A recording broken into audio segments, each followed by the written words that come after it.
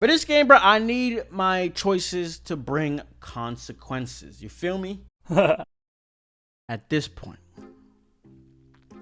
every day that we wake up, there is a 5% chance that it will be accompanied by Digimon Survive news. Listen, boys, I'm a gacha game player. Some of y'all know that by this point. 5%, that's like 100% to me, bro. So I'm feeling kind of good. I don't know about y'all. I'm feeling kind of good. How y'all been? Our father, Habumon, said spring is when we can expect some news on Digimon Survive. And believe me when I say I'm ready. I'm ready and I'm waiting. And while we wait, I am doing my best to fill in the gaps and get everybody mentally ready. And with that being said, today is the day. Today, it's time. We are going to go through my top 5 ones for Digimon Survive. And before we even get anywhere, start thinking of your own and put that in the comment section below. I'm trying to see some. While you're there, you might as well click the like button. I don't know. I don't make the rules. This is in no particular order, so let's just get right into it. For the first hope, decent length. I think we could probably all agree here. Some might not want it too long, but I think we can find some common ground. But let me expand a little bit. I need this game to be long enough. Pause. I need this game to be long enough for a fulfilling playthrough. I want to meet the characters. I want to learn their personalities. And I just want to fully bask in this world that they've created. I know a lot of you out there are Persona fans. That post-playthrough depression? But at the same time, I do not want Persona levels of obnoxious length. With various branching paths, multiple endings, and ways to experience the game, it needs to be a length that's long enough to captivate you, while short enough to allow and encourage multiple playthroughs. It's tricky to find the common ground for this thing. There's a chance the game could be structured in a way that the length is actually just in the concept of trying out various branches. Basically, it's a short game, whereas I need some balance. I want a decent length game, and the replayability is where the game begins to get into that long realm. Overall, I think if we can get to like 20 to 30 hours for the game, base game, and then replayability adds upwards of 10 hours, I'm gonna be a happy camper in that spot. Let me know what you guys think. Number 2 is Digimon variety. With only 100 Digimon appearing, variety is of utmost importance. What they've shown so far is exactly what I want, bro. I wouldn't have said this if they hadn't done it already, but if they use old Digimon designs, I am perfectly okay with that. I don't like Falcomon's new design in Cyber Sleuth. I don't like it. I think it looks ugly. It makes sense why they did it, right, to fit that world, but the fact that they used the old Falcomon design for Survive, it's so funny and interesting how it fits so perfectly. Do that to other Digimon, and I'm telling you, it's gonna feel like a new Digimon to me, so I'm happy with that. Additionally, Shellmon, Fangmon, 2 Digimon we have not really seen. We didn't see at all in these most recent Digimon games. We're seeing them in Survive already, so that's good. I said it once and I'm gonna say it again. That 100 count does not scare me at all, right? It allows them to focus.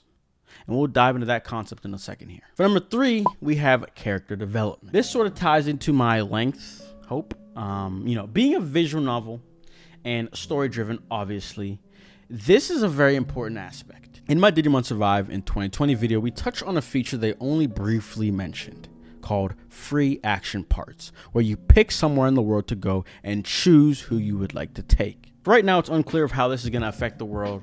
Are these free action parts only for character development and doesn't progress the story? Maybe it doesn't. Maybe it does progress the story. I don't really know. But regardless, this feature is probably the true source of where we will get character development. This hope could potentially be the real reason of why you play this game more than once. Based on the screenshots for this feature, I could sort of tell it's going to be predetermined situations.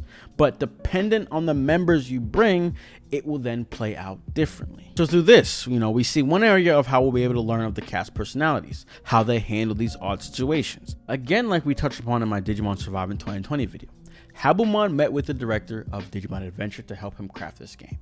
So when I think about these free action parts, I'm honestly thinking about most recently the whole Bergamon, Podamon arc that happened in the Digimon Adventure 2020 reboot and that sort of thing. That is what these free action parts are basically going to be. So for number 4, this might be my favorite hope of mine. If I were to put it in an order, this would probably be number 1. But I'm telling y'all, Bandai, Habumon, whoever's listening, somebody got to be listening. Please. I need hard choices. Our actions affect the story, right? Make that shit difficult, please. What I mean by that is, like, I want some situations, some parts in this game to be like that train analogy. You know what I'm talking about? Nowadays, we're so used to these fake instances where a game leads you to believe that your actions actually affect the story, but in actuality, all it's doing is triggering a different voice line. For this game, bro, I need my choices to bring consequences. You feel me? I want our first playthrough between you and me to be completely different because I said one small thing and it sent me down this completely different rabbit hole. Cyberpunk 2077 actually does this very well at the start of the game. The first sequence, after talking to some friends, played out differently between all of us. It was actually interesting to see. Everything from the class that I chose starting the game led me down a different path. So ultimately we did come to the same outcome, but the way it played out was so different and there were still some other ways that I could have had it played out. And this is big. Because think about it, Cyberpunk 2027, what the hell is that? Cyberpunk 2077 is a huge game, right? And if they could do that, yes, it's only for the beginning, because I'm pretty sure as the game plays out, you know, goes on, it's not as diverse as it was at the start. But regardless, I'll cut on some slack because, again, it's a huge game. We're talking about Digimon Survive today, though. Visual novel, story-driven. They crafted this game in a structure that allows for multiple branching paths to be applicable throughout the game versus just in one entry point. So basically what I'm saying is I got high expectations, Bandai. Don't film me now. Coming back to a point I made about Digimon variety, with a limited amount of Digimon, it could be implemented in the structure of this game. Based on choices, it affects evolutions for you and your partner. We know that.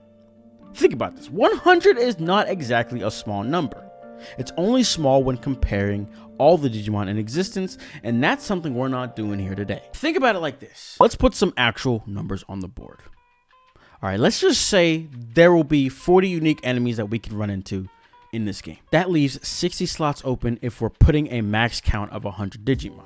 Note, it's not going to be only 100. We're probably going to get to the 120, 130 range, but let's just act like 100 for now. We have 8 characters in the main cast. 8 times the average 3 evolutions available for each partner Digimon equals 24. So we're still at 36 open slots.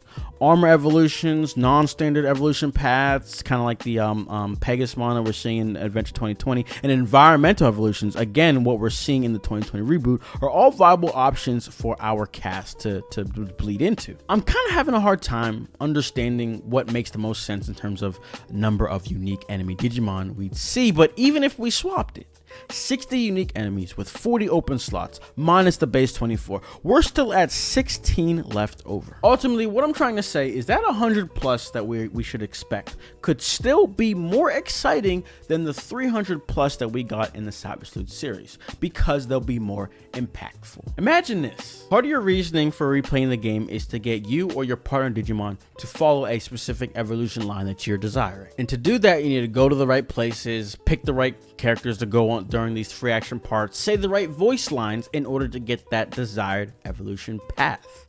That sounds kind of hype to me. And so with that being said, we have come to my last hope. Sad, but I don't know how I was going with that. For number 5, it's freaking basic. Basic. Doesn't get any more basic than this. Give me the game. Wait for it. This year. I just want this genre released, not only because I'm trying to play it, okay? Part of the reason is that we can get the other Digimon information that's being held ransom. And I'm saying that because I'm telling you, Mediavision has been working on the new story game since 2016. That's the first time they talked about it. We didn't even know about Survive at the time. So you're not gonna sit here, come in front of me and tell me they have nothing to show for that. There's no way. They obviously have multiple demos that they could probably be showing off. Give us a freaking demo for all you care. You know what I mean? So there's things to be shown, but it will not be shown until Survive is out the door. I mean, that makes sense, right? It's all logical. At the same time, this doesn't have to be all bad. If you think about it, now when Survive hits, they would have been ready to show us Digimon, the next Digimon story game. They might have a trailer sitting in the freaking files of the server, just waiting for Survive to drop in the right moment to now promote this upcoming game. That's all. For all you care, it could be like that. So once we get Survive, honestly, look forward to Digimon news coming at a decent rate. The more Bandai puts out, the more I can put out. It's a win-win situation for all of us. But other than that, that's all I gotta say, boys. I appreciate y'all for coming. I said coming through. I'm sticking through. That's what I went to say. Sticking through the video. If you did make it to the end, be sure to leave a like, subscribe. Obviously, comment what your top 5 hopes are. Again, I'm trying to see something. So do it. So do it. But that's all I gotta say. Wow. I hope y'all enjoyed. And that's it. I'm out. Peace.